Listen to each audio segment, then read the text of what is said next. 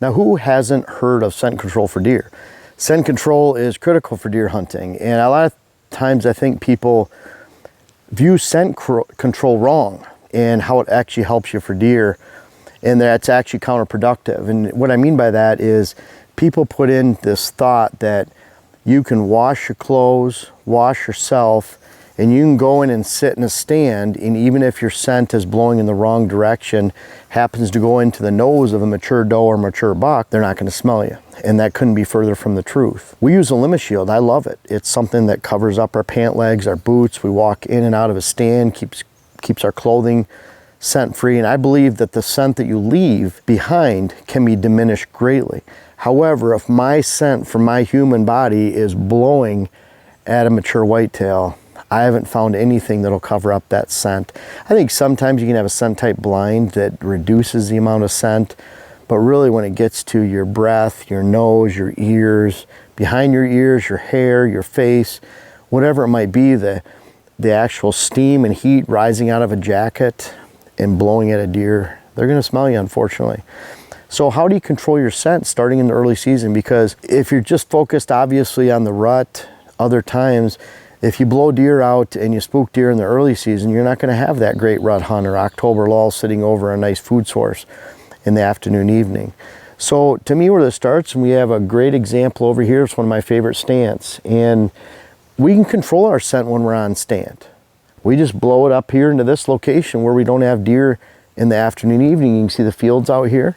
When we blow our scent up here, deer are primarily going out this direction right here.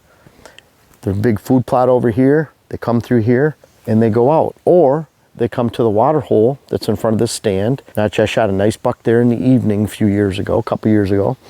And as long as the scent's going out this way, again, we're safe. They hit the water hole. A lot of times they go up to the food plot. They come from the food plot, they go to the water hole. There's a bedding area down below. So we can control our scent on stand because we're just simply, best form of scent control is stand location. We're not blowing our scent at the deer. But this is where a lot of people go wrong.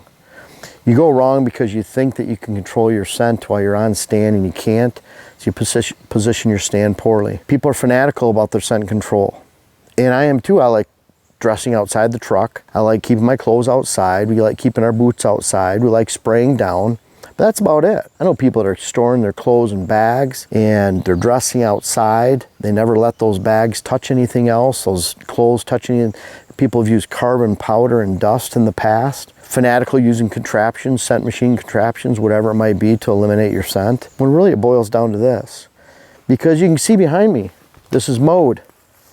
But when you look right here, we stop mowing right here. It's a good example of if I'm coming in to hunt and I have clean legs, clean boots, every step I take, there's still heat. There's still air escaping out of my boots.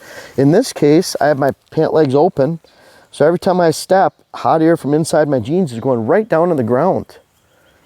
That's a bad thing. So normally in the early season, I'm tucking my pants inside my boots. That means the scent goes up. However, when you walk through tall brush and weeds like this, I'm leaving a giant scent trail through this big mat of weeds and brush with every step. Think about that. We're only coming into this stand. It's probably a, let's say 60 yard, 70 yard walk into the stand location. It's just right over here. Now we just cut down here. Fairly deer-free access. The stand's right up there. And again, we're controlling everything there. But if we don't control this and how we walk in through this brush and limiting the amount of weeds we have, then we left a 70, 80 yard scent trail out to the field edge. If we don't do this along the field edge, then we're leaving scent in a giant sponge of debris and vegetation and growth here. And that's where you'd start to destroy a hunt. Because I'm not only doing that on the way into the stand, I'm doing it on the way out. So deer could come through here 2 or 3 hours later if I walk through all this brush, smell me, and especially an old mature buck who's more wary than every other deer in the entire herd. Don't ever let someone tell you that a doe is just as smart as a mature buck. They are, but there's a big difference on a herd animal, which does are. Does are more herd mentality. They think and act as a group.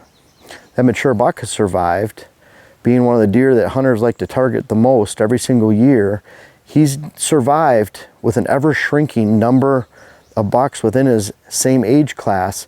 He becomes a solitary thinker during the fall, an independent thinker, and he's had to live or die on his own. Because of that, he becomes a lot more wary of scent. He's just making decisions on his own, and if he doesn't, he dies early. So those older bucks, the older they become, whether it's 3 years old in your area or 6 years old in your area, they become wiser to me and more reactive to hunting pressure by far than does and fawns that are more social creatures, can tolerate a lot more human scent, human intrusion. It's like people, you talk about driving an ATV through the woods.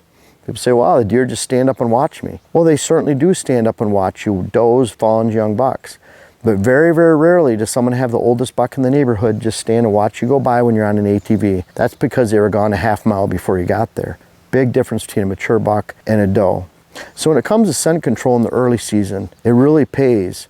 Even if you're on public land, find the big hardwood route where you can walk in and get into a stand location, going more easy walking, maybe longer walking through open hardwoods where there's less vegetation. When it comes to private land, make sure you mow, clean your trails so that you can get into stands without leaving a big scent control or scent trail every time you get in and out of the woods. And you think about it, even if you only have 4 or 5 stands on 40 acres, you have a couple hunters hunting over a weekend, you use all 4 or 5 stands and you're in and out in these locations over a 3-day hunt, morning and evening, afternoon, you just left a spider web of human scent on your land that deer are going to notice, mature bucks are going to be wary of, and that explains why these mature bucks suddenly go nocturnal during the October lull. It's not that they're nocturnal, they just completely left the property and went to safer pastures, habitat somewhere else that do not carry a huge dose of hunter scent and human intrusion on the property. So do yourself a favor again, mow this stuff down, clean it up like we do, and then we can control our scent when we get there because we'll have clean access in. We're using rubber boots sprayed down with Lima Shield. We're getting in and out clean. We're leaving very little human sign behind. Getting in our stand, having a great hunt, getting out of here. And you know what that does? Not only keeps our property obviously free and free from intrusion because we don't have deer running here, running into deer over there 150 yards away, but we can hunt this stand again oftentimes multiple times in a 2 or 3 week period because we have a nice buck down here, and we can get away with that because we're leaving so little human scent behind. We're leaving no signature of any sign that a human was in here to hunt, and that allows us to use our stands over and over again.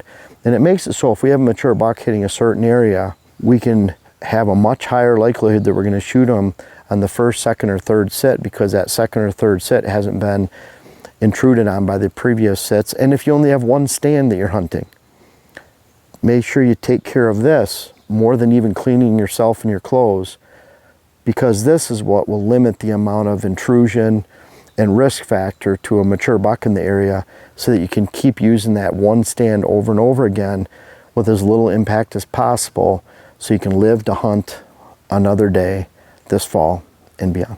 Hey folks, I really appreciate you watching, and I want to invite you to check out our main website, whitetailhabitatsolutions.com. I'm going to miss all these, but we have seed to offer, hats, articles, web classes, books, consultations, and even a new podcast. I think we have 17 podcasts out there right now for you to listen to.